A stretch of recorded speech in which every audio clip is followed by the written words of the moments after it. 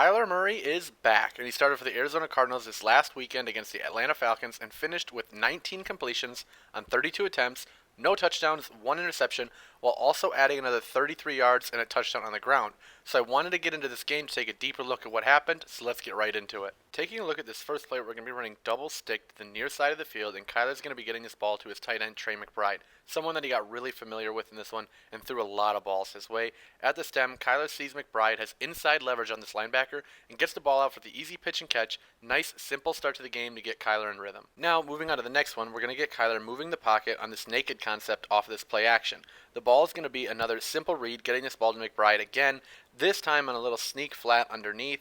I like what Arizona did here to get Kyler going early. A lot of quick passes, simple reads, and getting the ball out of his hands quickly to stay in rhythm with the offense. Now, taking a look at the next one, we're going to be targeting, you guessed it, Trey McBride once again. And if you can't tell through the first three plays, Trey McBride had an excellent game today for the Cardinals. McBride is going to be running this corner route. At the stem, he takes outside leverage, and Kyler's going to put this ball out there with great touch to the sideline where only McBride's able to get his hands on it. He secures the catch, comes down with it, big time throw and catch here, incredible accuracy for the first down. 4 plays into this breakdown, and we're finally targeting someone not named Trey McBride. Here we're running this double over concept and getting Kyler outside the pocket. At the mesh point, we see these receivers cross pass, but looking at Michael Wilson specifically, the safety covering him is going to peel back and reverse field to stay with him. In doing so, it's going to create this natural cushion for Wilson headed towards the sideline. Kyler sees this, sets his feet, and rips it to the sideline to Wilson. Another big first down pass, taking the Cardinals into the red zone this time. Great recognition by Murray to find the backside over and continuing to show no significant signs of rust and keeping this drive alive. Taking a look at this next play, this is the first one that kind of left me scratching my head a little bit. We're hot off the edge here, and Murray does a really good job to attack that side of the field. I would like to see him hit the speed out type here from the slot with some anticipation and pick up a handful of yards and just get into the next play. But Kyler's going to dial up this deep shot on this go ball and this outside looking for the touchdown. As we let this play through, we see the accuracy on this ball just isn't where it needs to be. It's left short and inside, and it's just asking to be intercepted.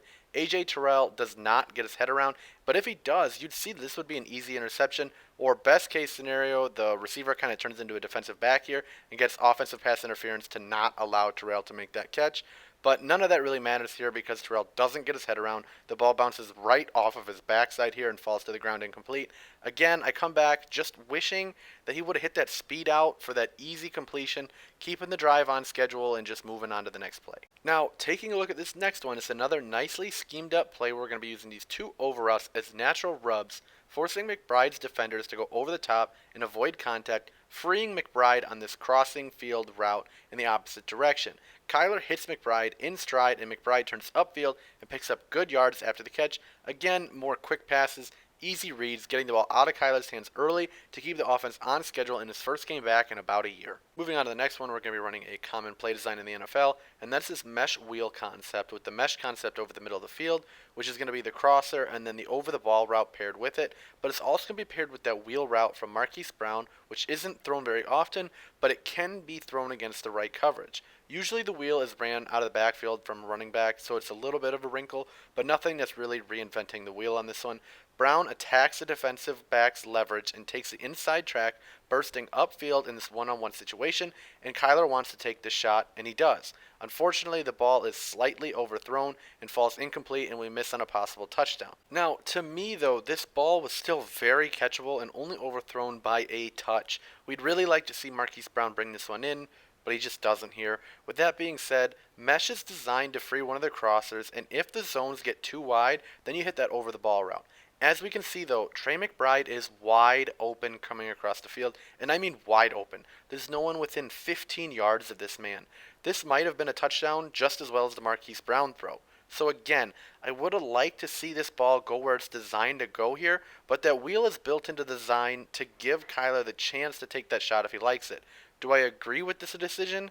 Not so much on this particular rep, but I would have loved to see that ball go to McBride Is it the wrong decision? I'll leave that one for you to decide. These next two plays take place in the red zone, and Kyler's going to remind us of the mobility that separates him from others in the league. This first one, he doesn't like what he's seeing at the back of his drop, though I like that little stop route at the top of the screen, but he's not going to see it. He's going to tuck it, he's going to run, he's going to pick up 10 yards on the ground, and he's going to slide to avoid an unnecessary hit, which I really like to see. The second one is Kyler's touchdown run. This one's a read option with the option to hand it to Connor on the inside track here, or tuck it himself. The defensive end is going to crash the line of scrimmage, which calls for Kyler to tuck it himself, which he does. He takes advantage of that edge crashing the line of scrimmage and scores his first touchdown of the 2023 season. Next play is going to be Kyler's interception in this game. He's going to be targeting Trey McBride on this over route, but he's going to leave it behind him here, and it's going to end up hitting the safety right in his chest for one of the easiest interceptions this guy's going to ever have in his career. Not a great throw here. This isn't a mistake we want to see, but this is his first game of the season, halfway through everyone else's season. Mistakes like this were bound to happen, and it is what it is. Now taking a look at the next play, it's some more of what makes Kyler just so dangerous. It's 3rd and 10, and he's just going to go out there and he's going to out-athlete everyone and pick up this first down pretty much on his own, nearly putting this game away. But we do need one more play from Kyler, and we get it on the very next play. On this final play, we're going to be targeting, you guessed it, we came full circle, right back to Trey McBride. We're going to be getting this ball to him on this corner route to seal the game, and we're going to get the completion. Is it a great ball? No, it's left short and behind, but McBride does really well to work back to the ball and get this completion. But like I said, it's not the most accurate thing in the world, but it gets the job done. Honestly, sometimes underthrown deep balls are the best thing for an offense because it calls for your receiver to work back to the ball, and if the defensive back doesn't get his head around, it's often resulting in defensive pass interference, which is just as good as the pass being completed in the first place. Unless you need it for fantasy football, then it honestly just sucks all around. Regardless, I don't think it was intentionally left short, but it works in this instance. McBride comes back to it, makes a catch, and pretty much ends this game for a win in Kyler's first game back for Arizona. To wrap this video up, was it Kyler's best game in the NFL? Absolutely not. But did we expect that? No. And if you did, then that's your own issue. With that being said, this was a good first game back from injury, and it really encourages me for his future with Arizona. With his future kind of being in question recently, the Cardinals have been competing for an early pick. But with Kyler back, I really don't see the Cardinals being in contention for a top pick to replace him with a quarterback in this upcoming class.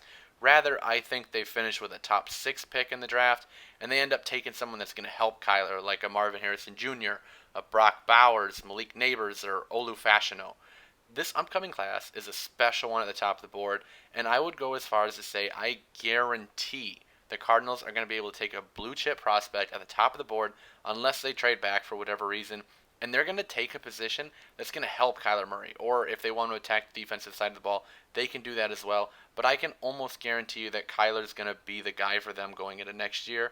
But that's a wrap for this video. Tell me your thoughts in the comments below on how you felt about Kyler's game, and tell me what you think the Cardinals should do in the draft next year. Should they go after a quarterback, or should they draft someone that's going to help Kyler moving forward, or should they attack the defensive side of the ball and take a defensive stud?